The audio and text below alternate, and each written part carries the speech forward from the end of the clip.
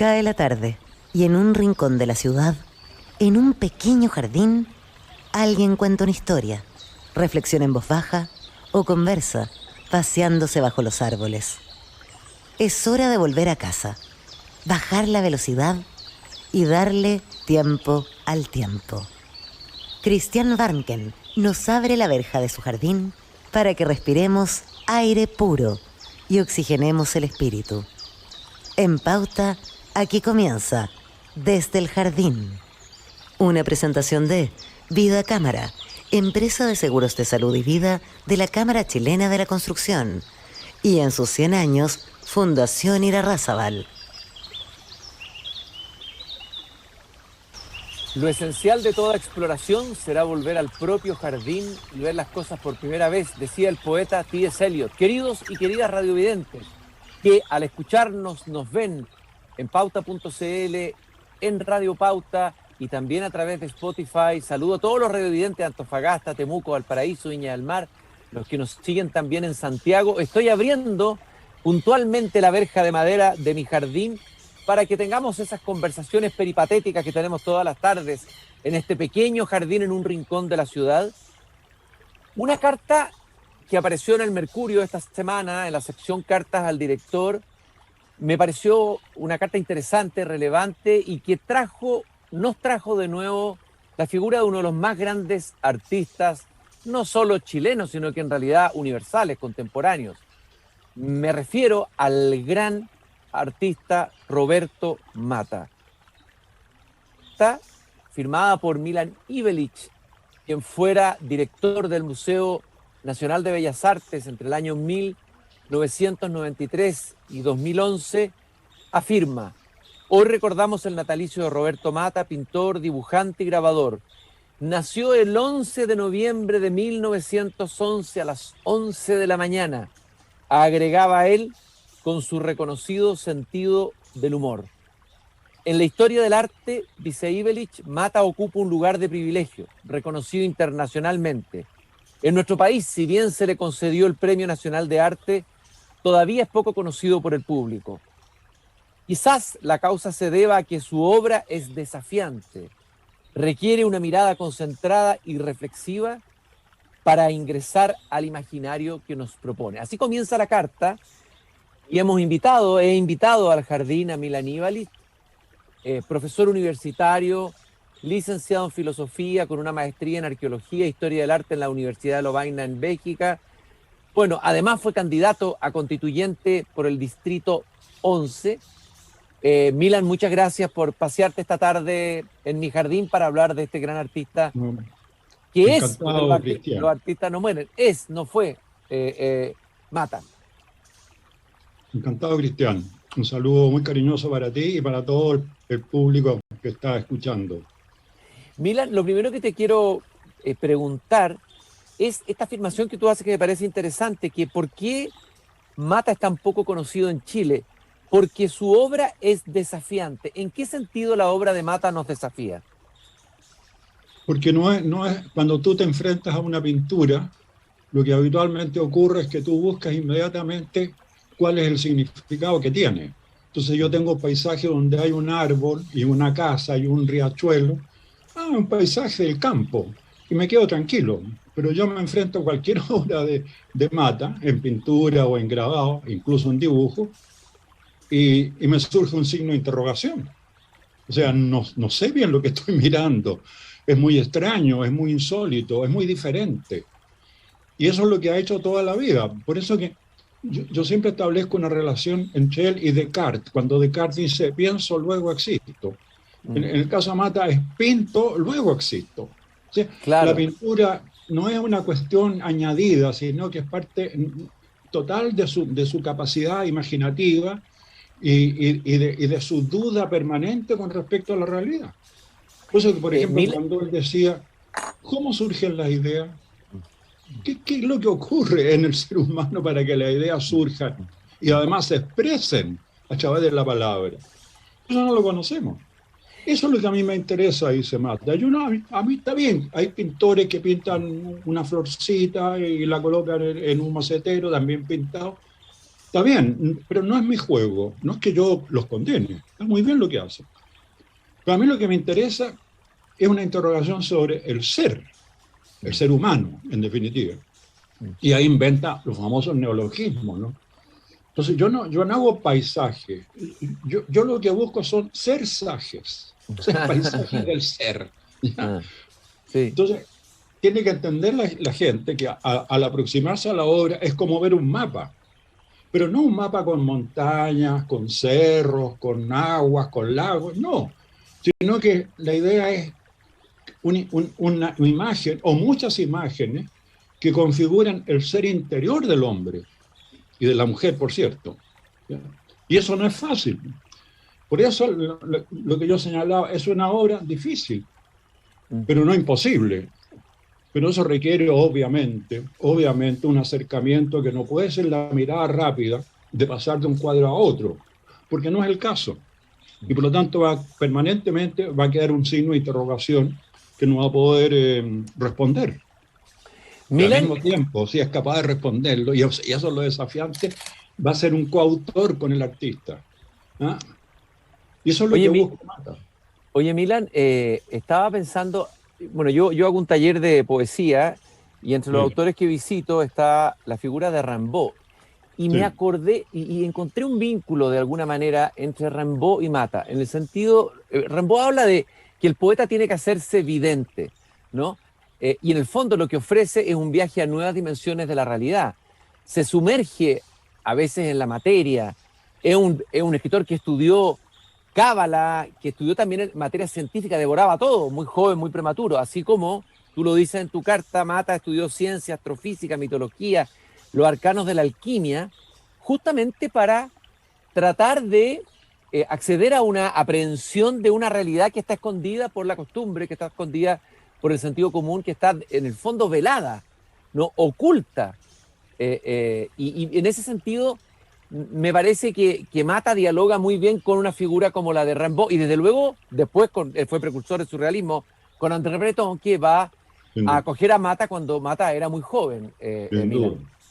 No, hay una relación. O sea, yo siento que en Mata hay una acción poética desde la visualidad, pero también hay una acción poética de la palabra, el hecho de retorcer las palabras, anudarla, desanudarla, para lo que yo te acabo de decir, ¿no? Esta idea que yo no soy pintor, soy un vertor. Un vertor, ¿y qué es un vertor? Eso es un neologismo inventado por él. Doy a ver. Cuando le pregunto, por ejemplo, ¿y qué es la verdad? La verdad es ver, dad. Dad a ver, dad a ver. Eso es lo que yo intento. Ahora, no estoy seguro, dice Mata, que la gente me escuche o comprenda lo que yo quiero decir. Pero la idea es esa, estimular al ser humano para que se interrogue sobre él mismo y sobre la sociedad en la cual él está viviendo. Y ahí es donde viene ese término que yo señalo, que es de él, obviamente, ¿no? Las escondideces. Ah, eso es muy bueno ese término, muy interesante. Muy Entonces, bueno. en el ser humano hay escondideces, o sea, en términos simples, ocultamientos. Por eso que dice Mata, el mal del ser humano es la opacidad. Entonces tenemos que hacer al ser humano transparente y crear otro personaje, que es un mito matiano, que es el vitrol. El vitrol viene a ser como el personaje transparente, que se quiere mostrar completamente. Y dice, eso es lo que nos falta a nosotros, lograr limpiar la opacidad.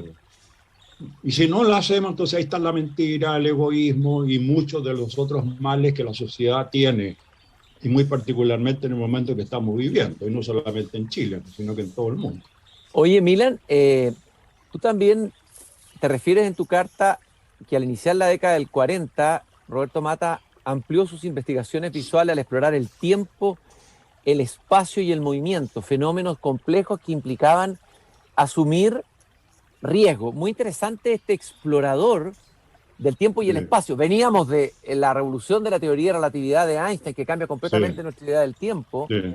Me gustaría que exploraras un poquito ahí cuáles son las exploraciones que Mata hizo en estos temas tan cruciales, ¿no? De acuerdo. Mira, en el caso del arte, en la pintura, la espacialidad se racionaliza, se ordena, y eso viene del Renacimiento. Entonces se aplica la geometría euclidiana, de Euclides, ¿no es cierto? La geometría en 3 dimensiones, y de ahí viene la perspectiva. O sea, hacerle creer, pues la pintura es un engaño, le hace creer al público que el cuadro tiene profundidad. Pero es cuestión de tocar la tela nomás para darse cuenta que no tiene profundidad, que son 2 dimensiones. ¿Ya? Y ese fue el gran descubrimiento del cubismo. O sea, pasaron 400 años hasta que Picasso, ¿cierto?, dice, no, la pintura tiene 2 dimensiones nomás. Entonces, cuando uno ve cuadros cubistas, claro, se da cuenta que es raro, es una situación, es como un tropiezo del arte, ¿no? Mostrar cosas en 2 dimensiones. Entonces, claro, al no haber profundidad, la nariz no es volumétrica, sino que es plana, como si le hubiesen pegado un boxeador, ¿no?, en la nariz. Entonces, lo que pasa con Mata es que él se da cuenta que hay otras dimensiones. Y ahí está la ley de relatividad, el espacio-tiempo. ¿Sí? Y el espacio-tiempo no es una cuestión cerrada, no es una cuestión inmutable, permanente, sino que va variando, va variando. Y por eso que el concepto tal vez más interesante de Mata es la energía, la fuerza, en tanto del universo como del propio ser humano. O sea, el ser humano se carga de energía para pensar, para trabajar. No es una cuestión cerrada, permanente, ¿no? En ese sentido, el ser humano lo ve más como un devenir. Entonces, cuando él habla y pinta situaciones espaciales desconocidas, completamente conocidas, está abriendo el mundo, pero más allá de los límites terráqueos, ¿sí? Más allá de los límites terráqueos. O sea, este universo todavía misterioso, cada vez se van descubriendo más cosas, pero todavía misterioso. Entonces, son espacios cósmicos permanentemente energizados y que van cambiando y que se van interactuando. Y eso hace entonces que el universo sea una cuestión completamente móvil, ¿ya? Pero eso parte del ser humano. El ser humano ejerce esa idea de la movilidad, del dinamismo, como inherentes a la especie humana. Milan, tú citas una frase de Mata que me parece muy interesante, en que él dice, se vive en un mundo impuesto o en un mundo sentido. El mundo impuesto es una jaula, el mundo sentido es la aventura. Es decir, de alguna manera este arte, esta pintura o esta poesía, todo lo que se hizo del arte contemporáneo del siglo XX, ha sido una invitación a salir de esta jaula en la que nos creemos libres, pero en realidad estamos prisioneros, ¿no? Prisioneros de nuestra manera de comprender, de aprender la realidad, prisioneros de la razón, prisioneros de muchas cosas, ¿no? Y se nos abre el mundo como una aventura, deja de ser un guión y la vida se transforma en una aventura y Mata participa, jubiloso de esta aventura, ¿no? Sí, sí. Y eso es lo que él hace, un explorador permanente, un aventurero. Como él mismo dice, mi apellido es vasco, Mata significa errante. La errancia es mi camino. Por eso que muchas veces yo le preguntaba, yo estuve varias veces con Mata, oye Mata, pero ¿en qué momento tú pintas? Porque estás en África, estás en la Oceanía, estás en América, estás en Estados Unidos. Bueno, me dijo, yo soy eso, yo soy un errante, un peregrino permanente del ser. La búsqueda del ser es la que me lleva a todas partes. Y de repente me quedo en mi taller y hago una obra. Y una obra monumental, además de 8 metros de largo por 4 metros de alto. Y es increíble. Y por eso es que los norteamericanos, el grupo de Rothko, el grupo de Pollock, se sintieron entusiasmadísimos. Y de hecho, la influencia de Mata en esa generación joven norteamericana fue absolutamente fundamental. La han querido apagar, no sé quiénes, pero han querido disminuir la influencia de Mata sobre los expresionistas abstractos norteamericanos. Pero era eso, esa vida agitada que él mostraba a través de su propia obra. Oye, Milan, tuviste la oportunidad de estar con él y de conversar con él. Háblame de tus encuentros y cuál es la impresión del personaje Mata, digamos, que también actuaba a veces varios personajes, pero era muy... Sí, el humor que tenía Mata extraordinario, el sentido del humor, etcétera. Mira, yo no lo vi nunca en Chile, nunca coincidimos. Pues yo no fui errante ni viajero como él. Pero el primer encuentro con Mata fue en Madrid, con motivo de eso debe haber sido los años 80, sí, a comienzos de los años 80, en que el gobierno español intentó juntar a escritores, músicos y gente de las artes visuales para un homenaje en la época de la dictadura. Y él fue invitado, ¿sí? Y entonces ahí tuve la oportunidad de... Ahí hay una anécdota bien interesante. Mata no, fue invitado con una obra, Munda y desnuda en el mundo. Munda, o sea, cambia la palabra inmunda por munda y desnuda en el mundo, queriendo con eso mostrar el caos reinante y haciendo alusión directa a lo que estaba ocurriendo en nuestro país, ¿no? Claro. Y junto con eso, él estaba hablando cuando de repente le dice a un funcionario, ¿me puede traer un pizarrón?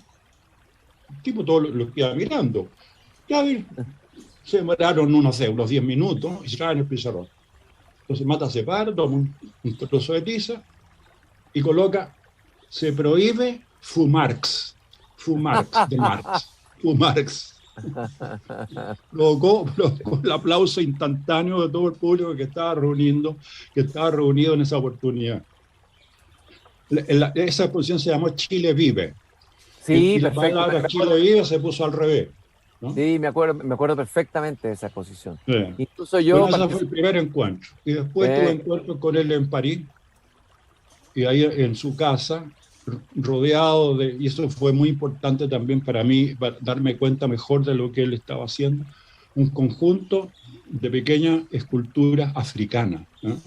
Auténticas, originales, no copias realizadas posteriormente.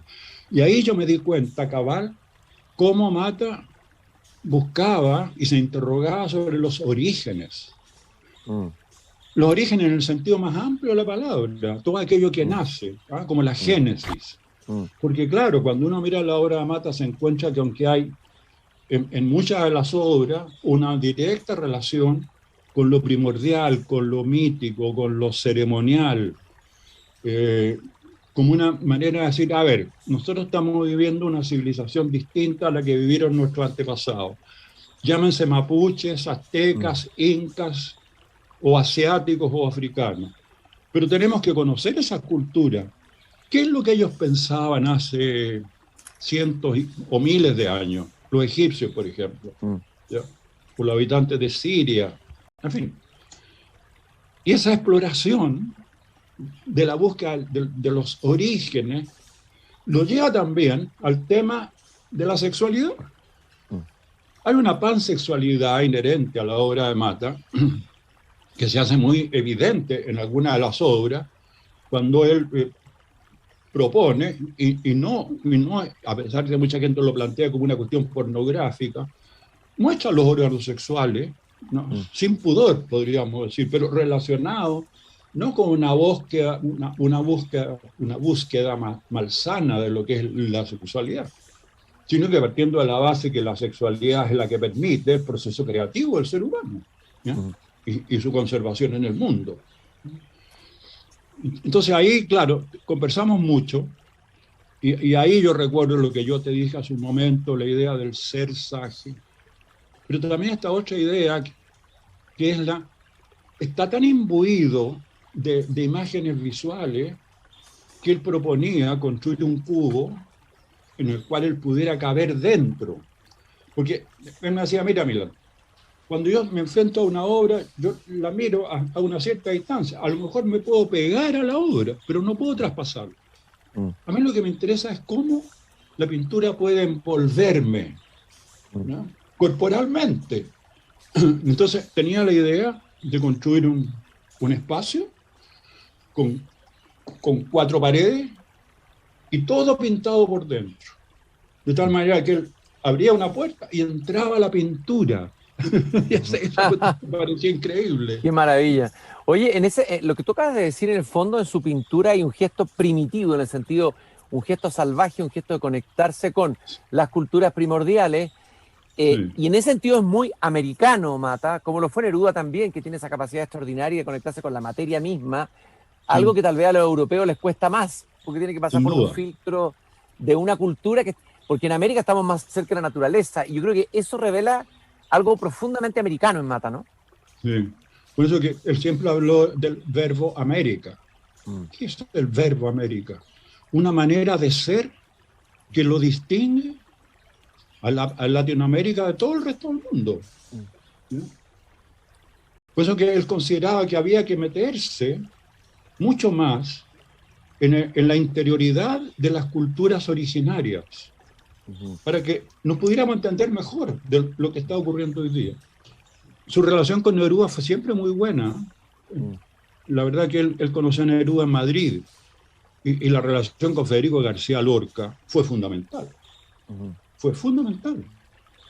Federico García Lorca conoció los dibujos, los primeros dibujos de Mata. Mata tenía en ese momento, había llegado a España para pasar después, no, había llegado a Francia, pero va a España de vacaciones a la casa de unos diplomáticos.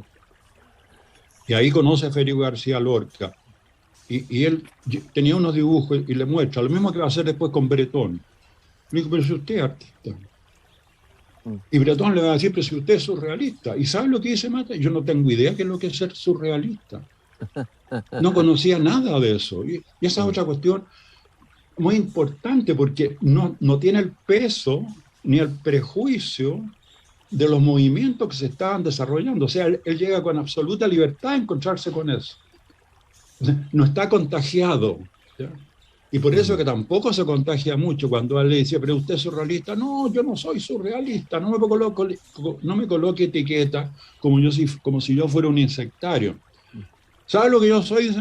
Realista del sur. Qué interesante. Bueno, estoy conversando con Milan Ivelic, exdirector del Museo Nacional de Bellas Artes, profesor universitario, fue jefe del Departamento de Estética de la Universidad de Chile, entre otras cosas.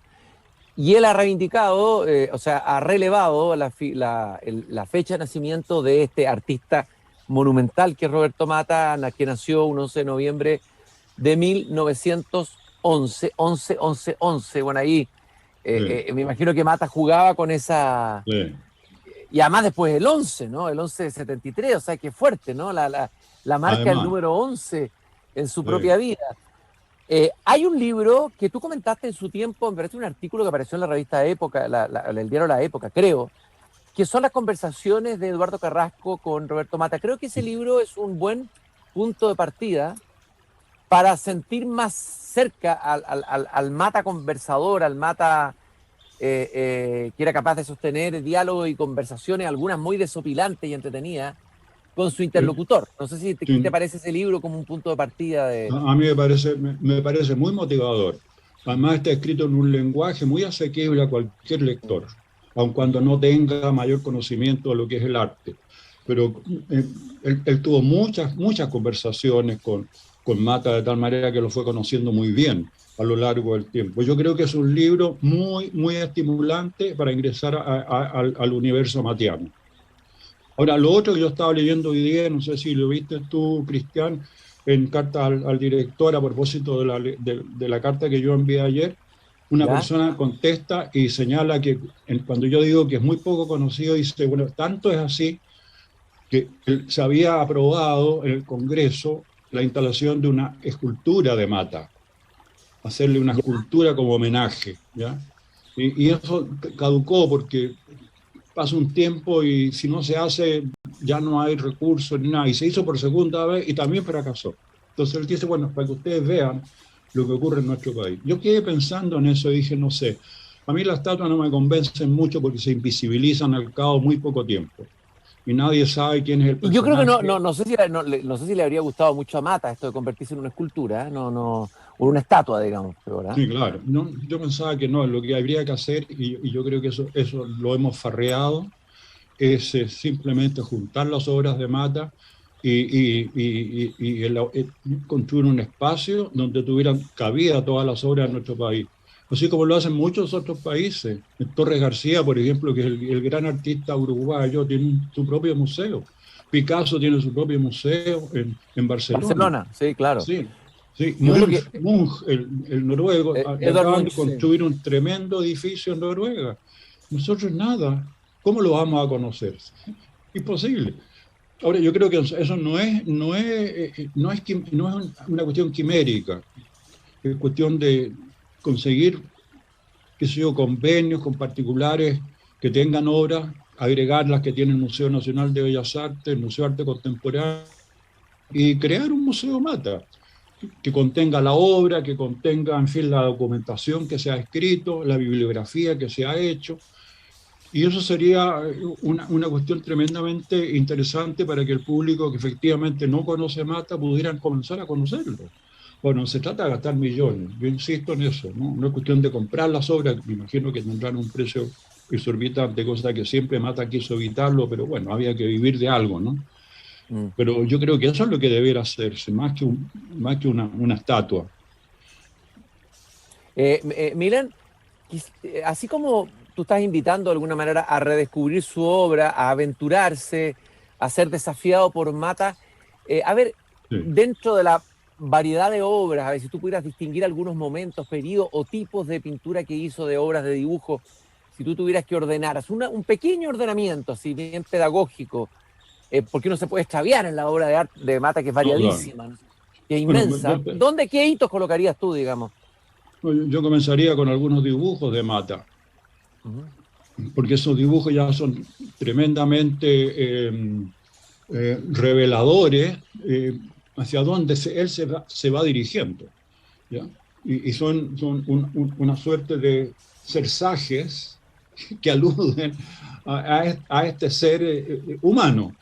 Y luego el primer periodo, que es una verdadera cartografía del interior humano, que son las morfologías psicológicas, ¿ya? Hasta antes de la guerra. Y con la guerra Mata hace un viraje hacia una mirada más directa sobre los desastres que ha provocado la Segunda Guerra Mundial, y comienzan a aparecer por primera vez figuras que no son exactamente las figuras humanas con que habitualmente nosotros estamos acostumbrados a ver, pero son figuras que tienen un cuerpo, tienen brazos, tienen piernas, pero son todos seres torturados, todos seres destruidos, ¿ya? O sea, hay una mirada casi apocalíptica, podríamos decir, Mm. por lo que significó la Segunda Guerra para la humanidad entera. O sea, eso vendría a ser como una especie de segundo periodo. Y luego, junto con eso, el periodo cósmico que yo digo, ¿no? El que se abre hacia el universo entero, ¿no? Yo creo que esos son los tres periodos. Y finalmente, dos o tres años antes de morir, se le ocurre meterse al computador y ver qué se puede hacer en la pantalla del computador con el arte. Y ahí comienza entonces a jugar como un niño y siente que ese es un verdadero juguete fantástico que le permite hacer cosas que positivamente pueden ser muy útiles para el ser humano. Oye, Serían como cuatro periodos. tú dijiste como un niño. Finalmente, todo artista, todo gran artista es como un niño. Pienso en un Miró, pienso en recuperar esa primera mirada asombrada, ese primer asombro originario, ¿no? Sí. Sin los filtros que luego va a colocar la cultura. Y lo otro, tú dijiste, Mata abre hacia el mundo cósmico, pero tiene una doble dirección, hacia el cosmos y hacia el interior del hombre. Es decir, Sí. macrocosmos, microcosmos que están unidos. Exacto. Y estuvieron unidos en el pensamiento más antiguo, de alguna manera. O sea, cuando entramos en Mata, entramos hacia adentro y hacia la inmensidad del espacio, ¿no? Exactamente. ¿Ah? Bueno, eso es lo que nos hace falta, pues. Sí, claro que sí. Estamos tan acostumbrados a una rutina Sí. y a no interrogarnos sobre la realidad, que como decía Mata, a mí lo que me interesa es desarrollar la libertad para que no nos transformemos en una estatua. Claro, exactamente. Y el ejercicio de la libertad, por lo tanto, supone eso, que yo autónomamente me enfrento con el mundo, pero no a través de las cosas hechas, de las normas establecidas, sino que superar eso. No para destruirlo, sino que para hacer ver que el ser humano es mucho más que el hombre normativado, convencionalizado, codificado. Por eso también el temor de Mata, y algunas obras sí lo muestran, la robotización del ser humano. Claro, desde luego, eso es un tremendo peligro. Claro. Un inmenso peligro. Milan, te agradezco muchísimo este instructivo paseo por mi jardín conversando de este artista inmenso que es Roberto Mata, un artista por descubrir, un continente, un mundo que tenemos que todavía explorar, que naciera justamente como un día de ayer, un 11 de noviembre, pero de 1911. Este niño que deslumbró al mundo, que se relacionó con André Breton, con los surrealistas, que se relacionó, tú lo dijiste, con García Lorca, eso es menos conocido, y que nos hace permanentemente una invitación a salir de la jaula en la que estamos, de la prisión en la que estamos. Es decir, es un libertador, en el sentido más profundo de la palabra. A propósito, termino. La última vez que vi a Mata, lo vi paseando en un jardín en Londres. Y ahí me dijo, y le pregunto yo, ¿y en qué estás tú ahora? Entonces me dijo, sí, pero te lo voy a decir calladito. Estoy investigando el ánima, lo que se llama el alma. ¡Qué bonito! Le dije yo, ¿tú eres creyente? Mira, pero tal vez, no fue muy explícito. Pero estoy en eso, me dijo. Me preocupa el ánima. ¿Ah? Bueno, justamente en la concepción más antigua, el anima mundi era lo que estaba presente en la naturaleza, pero también en el mundo interior, ¿no? Qué lindo, me quedo con esa imagen que me acabas de regalar de Roberto Mata caminando por el jardín buscando el ánima. Y nosotros hemos tratado de acercarnos al ánima de Roberto Mata. Milan, un abrazo muy grande, que tengas muy buenas tardes y gracias por un saludo para ti y todo tu equipo. Muchas gracias, Milan. Y sigue haciendo tu trabajo porque lo haces estupendo. Muchas gracias, Milan. Muy importante para la sociedad chilena. Muchas gracias, Milan. Lo mismo tú, el trabajo que tú has hecho a nivel del arte, de la estética y todo ha sido fundamental. Nos encontramos nuevamente el lunes cuando a las 8 de la tarde vuelva a abrir la verja de mi jardín. Y no se olviden de esa frase de Voltaire, la última frase del libro El Cándido, que decía, hay que cultivar el propio jardín. Hasta el lunes. Es hora de cerrar la verja de madera del jardín. Pero Christian Warnken la volverá a abrir todos los días de lunes a viernes a las 20 horas en Radio Pauta, cuando comience de nuevo Desde el Jardín. Una presentación de Vida Cámara, empresa de seguros de salud y vida de la Cámara Chilena de la Construcción, y en sus 100 años, Fundación Irarrázaval.